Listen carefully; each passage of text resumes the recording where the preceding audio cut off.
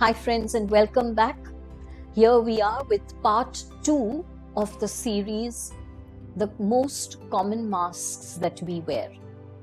In case you've missed part 1, you can very easily find it on my profile.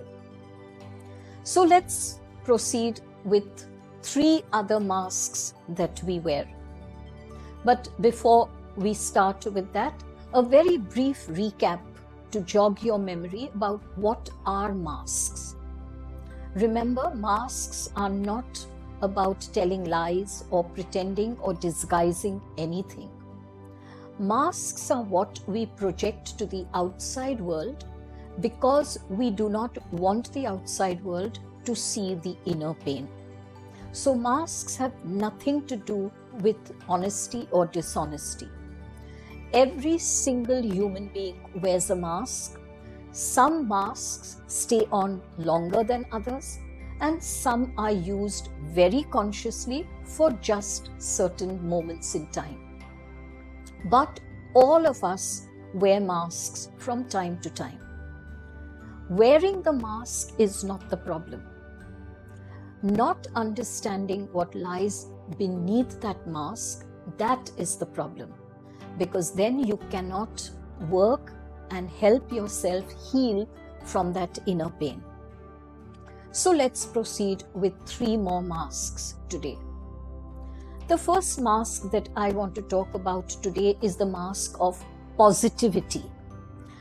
There are a few people that I know who constantly want to appear positive. I'm fine, I'm doing good. Everything is great. My life is absolutely fantastic.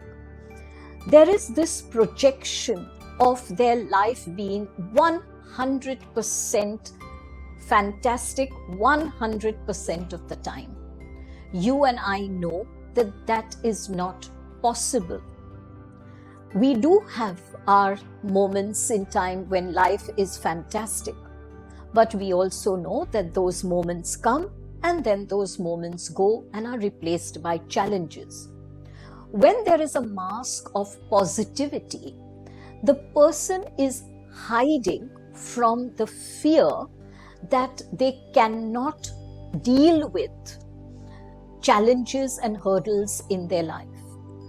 The person who puts on this mask of ultra positivity is hiding from the fear and insecurity of challenges. The person knows that inwardly they get overwhelmed very quickly by challenges or by changes that they have not initiated. And almost in an effort to even deny it to themselves, they put on this mask of positivity that everything is fine and everything in my world is going exactly like I want it to go. The mask of positivity is also put on by those who want to be the life of the party.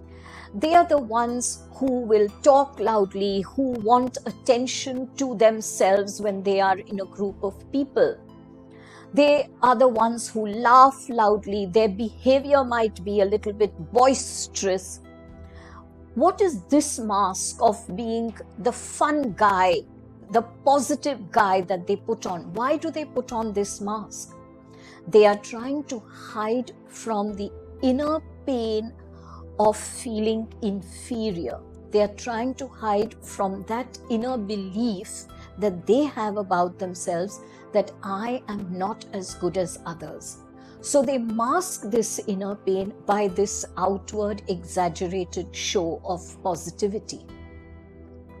The second mask that people wear is the mask of strength, where they want the world to know that I am strong and I can deal with anything that comes my way. I know this mask very intimately. For many, many years, I wore that mask in an extremely efficient manner. I made everyone believe in my strength. That is not to say that I am not a strong person. I am a strong person. but I'm also a person who can be scared sometimes, who can be very vulnerable at times, who can be very, very sensitive. All of this I attempted to mask with this mask of strength that I wore.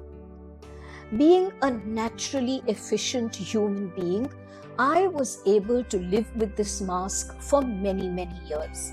The mask of strength projects itself to show that I am strong enough, brave enough, and courageous enough to overcome any hurdle in my path.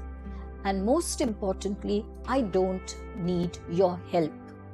This is that mask of strength, where the person finds it very difficult not only to accept help that is offered to him, but also finds it very difficult to ask for help. This mask of strength has to be worked upon so that you can heal that inner child that is actually a very scared, very lonely, very vulnerable inner child. And the last mask that I want to talk about today is this mask of keeping the peace. The projection of this person is, I don't want to cause any trouble. I don't want to cause any conflict. It is easier for such a person to agree rather than to disagree. Those persons who wear this mask of peacekeeping are generally unable to maintain their boundaries. They either have no boundaries at all, or their boundaries are so weak that anyone can break them. Persons who wear this mask of peacekeeping are those who are scared of conflict. They believe that they do not have the inner wherewithal to deal with conflict in their life. They abhor the aspect of conflict in their environment. They will do anything to keep the peace. Such persons who wear this mask have to learn the difference between what is true peace and what is a pretense at peace. And at what cost is this peace coming to you? What is the price you are paying for this peacekeeping? Those who wear this mask of peacekeeping are very often taken for granted. They very often complain that they are not respected, that they are not appreciated, that they are not valued enough. When we choose to so-called not cause trouble, we often ensure that we do not express our truth. We do not speak up for ourselves. We do not show up for ourselves when it is most needed. And so naturally, other people take advantage of that. I hope the 2 parts of this series and the 6 masks that I have spoken of will help you in your self-discovery process. Of course, there are many other masks that we wear, and I'd love you to share your responses with me.